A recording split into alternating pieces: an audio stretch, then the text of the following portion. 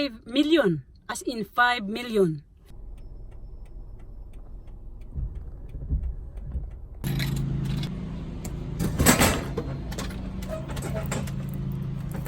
Yes, inani ka? 水、ウォーター、もう一個はオレンジ。はい、ここ見せて。オレンジ。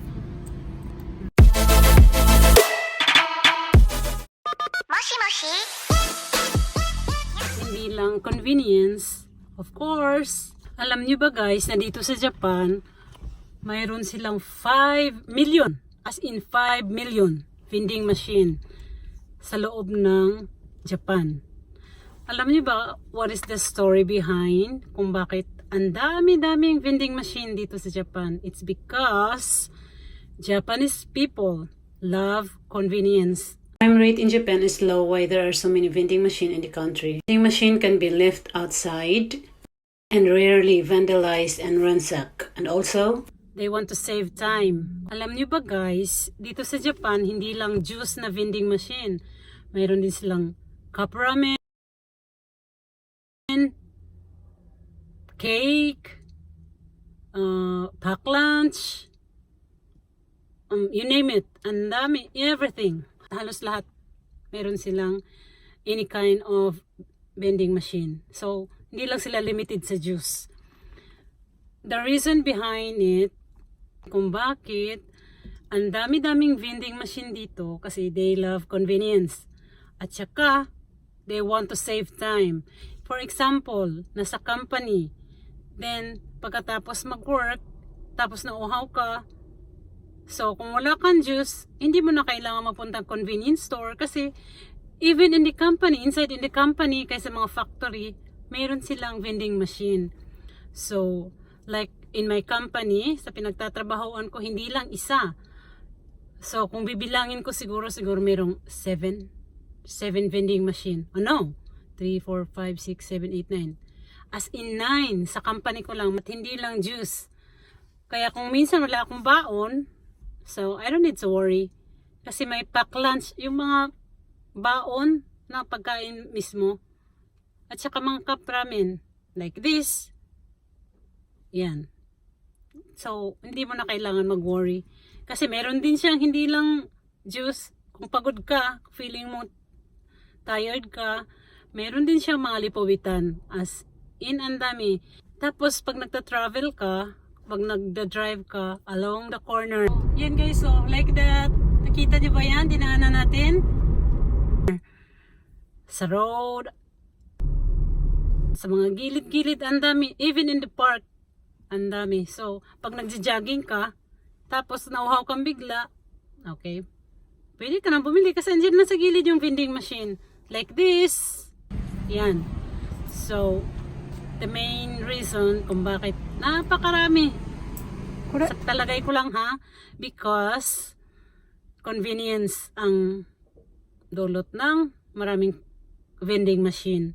At saka, makakasave ka ng time. Yun na nga, convenience. Kasi makakasave ka pa ng time. Kasi, kung wala ang vending machine nila, kailangan mong, of course, magdala ng sarili mong juice or pack lunch. Pag hindi ka nakapagdala, hindi kailangan mong pumunta sa convenience store. Kaya, imagine 5 million, as in 5 million. O, baka sobra pa nga. Kaya as in guys, ang dami-dami dito guys. Kahit nga lang doon sa, tirahan naming apartment, hindi lang isa. So, may 5. Talaga. At, ito pa guys, may tabako din, yung cigarettes din na vending machine. I don't know kung maganda ba to, but meron siyang cigarettes na vending machine. Kaya guys, ang dami-dami talaga as in. At alam niyo ba guys, hindi lang sa company, kahit sa mga station, even in train station, marami din silang vending machine. Yes guys, even in train station, ang dami-dami. Kaya pag summer dito sa Japan, tapos uhaw na uhaw ka, kasi ang summer dito sa Japan, very humid. Kaya napaka-importante ng vending machine dito. Kasi kung wala kang tubig, wala kang juice, tapos naglalakad ka, kahit sa station ka lang, grabe ang humid. Super humid. Kaya pwede ka na bumili. Kasi andyan lang sa gilid. Hindi lang isa, dalawa ang vending machine. And also the price is very reasonable. Napaka mura ng ano guys, ng juice. May medyo mahal-mahal din, but you can select from napakamura. Meron nga silang siguro kung ano dito 100 yen. Basta as in guys, super reasonable price. Kasi kung bibili ka sa convenience store, double price na yan.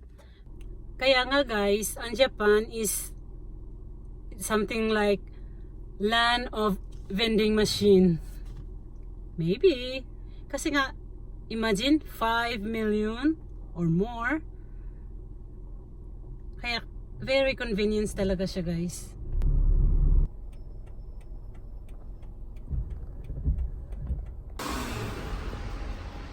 So guys, cigarettes dito.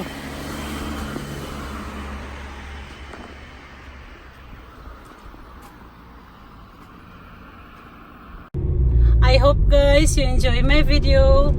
Guys, hanggang dito na lang ang aking video. If you find it interesting, please thumbs up.